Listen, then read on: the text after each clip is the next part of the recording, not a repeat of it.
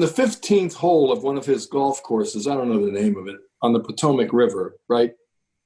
He's got a plaque that he's quoted on the plaque as saying this is where the Blood River battle took place. And I'm proud to honor both North and South soldiers who fought here on this historic spot, where so many lost their lives that this Potomac River became red with blood, and signed it, Donald John Trump. What's up, everybody? Major Retired Richard Ojeda here, and imagine this. You're strolling down the fairway, hoping for a peaceful round of golf, when suddenly you stumble upon a plaque.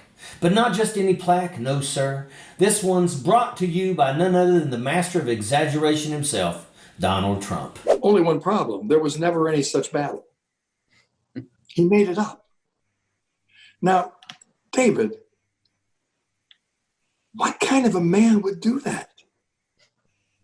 You know what I'm saying? I mean, it's the smallest things that tip you off as to this guy is nuts. You'd think it'd be something classy, like a tribute to golfing greatness or a nod to American history. But nope, leave it to Trump to serve up some steaming pile of fiction. And let me tell you, folks, Trump's tall tales don't stop there. This guy's got a knack for spinning yarns taller than a skyscraper. If he had put half as much effort into studying history as he does into perfecting that comb-over, maybe he wouldn't need to make stuff up to impress folks. But hey, who needs facts when you've got a plaque, right? Just another day in the wacky world of Trump. But let's switch gears for a minute and talk about someone who's not afraid to call out the nonsense when he sees it, and that is Ed O'Neill.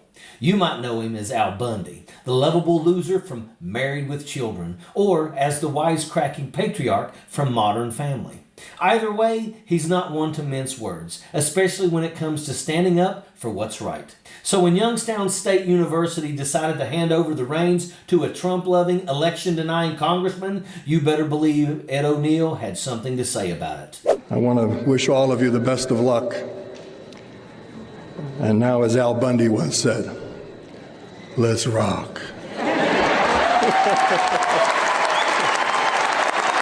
Ed O'Neill might now be giving back the honorary degree he received that day to Youngstown State University because the university has hired Republican Congressman Bill Johnson to serve as the next president of Youngstown State. Congressman Johnson voted against the truth that Joe Biden won the last presidential election. Congressman Bill Johnson is one of the Republican members of the House of Representatives who violated his oath of office by voting to overturn the presidential election. I never really had a lot of problems or any problem with prior presidents of the university, no matter what. You know, I mean, they weren't political, but I didn't care if they were Republican or Democrat. It didn't make any difference. Now we're going again with this fella who has no experience in higher education. He's a polarizing guy. I mean, an election denier. He's not the biggest fan of the gay community. He's anti-choice. He's just a polarizing, far right-wing fanatical guy. And a university atmosphere, the faculty, the students, the alumni, they don't want somebody like this. It's out of place. Now, O'Neill might not have a fancy title or a political platform, but he's got something even better, and that is integrity. And when he heard about Bill Johnson's appointment as president of his alma mater, he didn't hold back, returning his hard-earned honorary degree. They have chosen a new university president who endorsed Donald Trump for president after Donald Trump was indicted 4 times in 4 different jurisdictions on 91 criminal counts. They want a university president who endorses a 4-time indicted candidate. They want that person to be president of a university. Yeah, and was found guilty of sexually abusing a woman. Mm-hmm. I mean, what is this? I mean, it's crazy. I was very proud of it, and but I can't keep it. I can't. It doesn't mean anything to me now. If the university would do a thing like this, it's a slap in the face to all of us, and I can't have it. I'm giving it back. I just have to find the right way to do it. You know, I want to get I want everybody to know I'm doing it, and I think it's important that people know that I'm not keeping it. Lying has become just another tool in the charlatan's arsenal. In a speech at the Gotham Awards, actor Robert De Niro opened fire on Donald Trump. The former president lied to us more than 30,000 times during his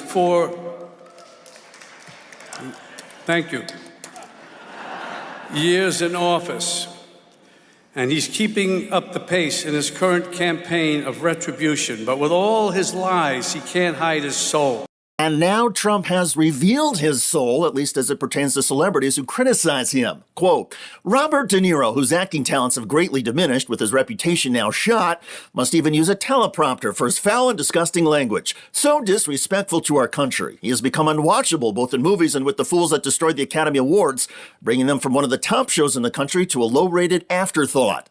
He attacks the weak, destroys the gifts of nature, and shows disrespect, for example, by using Pocahontas as a slur. Quote, De Niro should focus on his life, which is a mess, rather than the lives of others. He has become a total loser as the world watches, waits, and laughs. History isn't history anymore.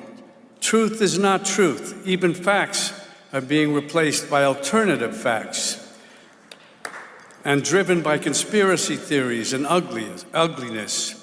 In Florida, young students are taught that slaves developed skills which could be applied for their personal benefit. De Niro has lashed out at Donald Trump before. I'm going to say one thing. Trump. This guy should not be president, period. It's not clear what set off Donald Trump about De Niro this time around. However, the Trump rant on Truth Social came just hours after Trump gave a speech in Iowa where the former president got ridiculed for a string of verbal gaffes, including one accidental truth. We've been waging an all-out war in American democracy. You look at what they've been doing. Yes, you have been waging an all-out war on democracy. At another point, Trump muddled whether he was in favor or against Obamacare. We're also going to fight to give much better health care than what you have right now. This is a newer subject, but Obamacare is a disaster. And I said, we're going to do something about it. I saved Obamacare when we got John McCain's negative vote. You know, he voted against it after campaigning for many, many years. He said, thumbs down. It was an amazing night. So did you want Obamacare to be saved or not? Later in the speech, Trump gave a rambling criticism of current and former members of Congress because the lawmakers approved infrastructure spending for President Biden, but not for Trump. McConnell and these guys, you couldn't get it. He was not good, not good. You couldn't get it from him, and Paul Ryan was like this a real jerk, a real fool, like a stupid fool.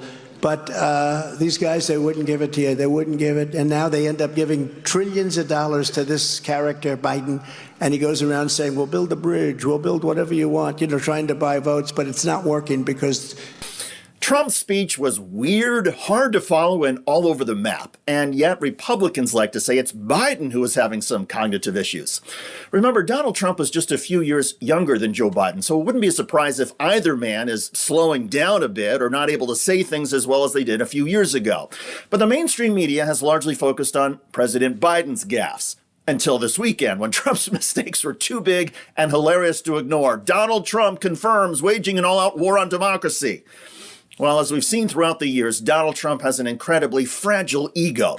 Plus, he has long kept close tabs on the news out of Hollywood and the entertainment industry. So maybe in the wake of Trump's widely ridiculed speech, the Robert De Niro broadside came at the perfect time. And so Donald Trump erupted, or perhaps Trump realized that his Iowa speech was getting laughed at. So to try and change the subject, Donald Trump latched on to a fight with Robert De Niro. Either way, in the MAGA world of Donald Trump, this was a very strange weekend.